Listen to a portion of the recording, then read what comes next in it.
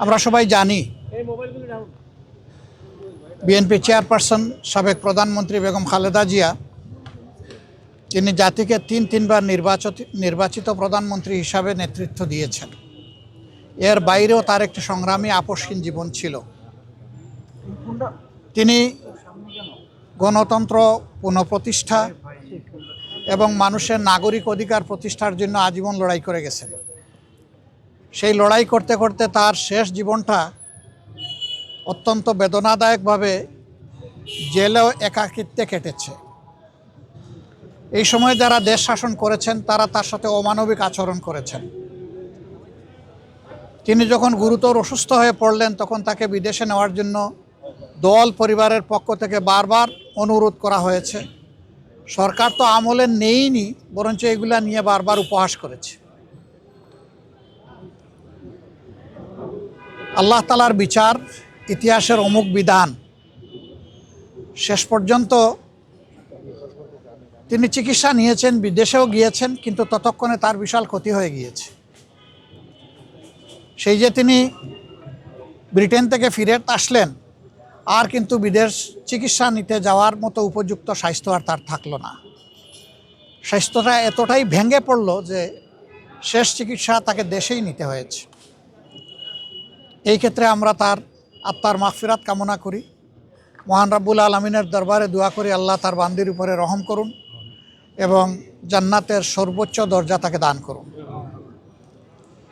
আমরা সহানুভূতি জানাই, সহমর্মিতা জানাই তার সন্তান বিএনপির ভারপ্রাপ্ত চেয়ারম্যান জনাব তারেক রহমান সহ তাদের পরিবারের সদস্যবৃন্দ, সংগঠনের নেতাকর্মী এবং তার চিকিৎসা কাজে যারা নিয়োজিত ছিলেন, সেই সমস্ত চিকিৎসক সমাজের প্রতিও আমরা ধন্যবাদ জানাচ্ছি, কৃতজ্ঞতা জানাচ্ছি যে তারা বেগম খালেদা জিয়া দেশনেত্রীকে অত্যন্ত আন্তরিকতার সাথে তাদের সর্বোচ্চ যোগ্যতা অনুযায়ী তারা চিকিৎসা সেবা দিয়েছে। এটা আমাদেরকে অনুপ্রাণিত করে যে ভবিষ্যতে নাগরিকরা এমনটাই আমাদের দেশের চিকিৎসক সমাজের কাছে আশা করতে পারেন। তিনি চলে গেছেন ইতিহাসের একটা বিরল সম্মান নিয়ে। তার শেষ বিদায় সম্বর্ধনা অনুষ্ঠিত হয়েছে গতকাল এবং মানুষ আবেগ দিয়ে, চোখের পানি দিয়েই তাকে বিদায় দিয়েছে। এইটা তার পাওনা ছিল। উনি জাতির জন্য যে অবদান রেখেছেন, তিনি তার পাওনাটাই আল্লাহর পক্ষ থেকে পেয়েছেন। তার এই পাওনা দেখে আমরাও অনুপ্রাণিত হই। আমরাও যদি জাতির জন্য সেরকমটা অবদান রাখতে পারি, হয়তোবা এদেশের মানুষ আমাদেরকে এইরকমই একদিন বিদায় দেবে। এটা সবার কপালে জুটে না। এই সম্মানটা পাওয়া, মানুষের চোখের পানি দিয়ে বিদায় সম্বর্ধনা পাওয়া, এটা বিশাল ব্যাপার। আমরা এই জন্য আল্লাহ রাব্বুল আলামিনের শুকরিয়া আদায় করি যে তিনি তার বান্দির প্রতি রহমশীল হয়েছেন। দেশ এখন একটা গুরুত্বপূর্ণ বাঁকে আছে। আগামী নির্বাচন অনুষ্ঠিত হবে একই দিনে, জাতীয় সংসদ নির্বাচন এবং গণভোট।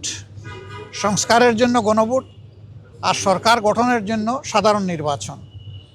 12 তারিখের এই নির্বাচন নির্বিঘ্ন হোক, সুন্দর হোক এবং গ্রহণযোগ্য হোক,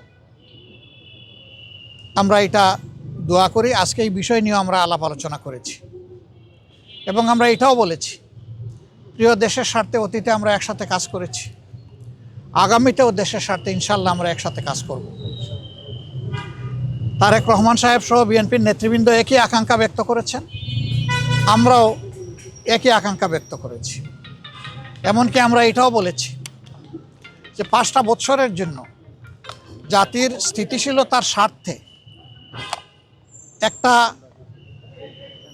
সুন্দর পরিবেশ ফিরিয়ে আনার স্বার্থে আমরা সবাই মিলেমিশে ভালো কোনো চিন্তা করতে পারি কিনা, সেইটাও আমাদের চিন্তা করা দরকার।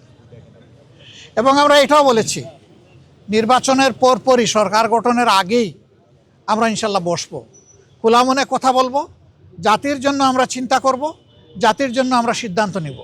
আপনারা দোয়া করবেন আমরা সবাই যেন ম্যাডাম যে ঐক্যের জায়গাটা পাটাতন যেটা তৈরি করে দিয়ে গেছেন, তার উপর দাঁড়িয়ে আমরা যেন আমাদের দায়িত্ব পালন করতে পারি।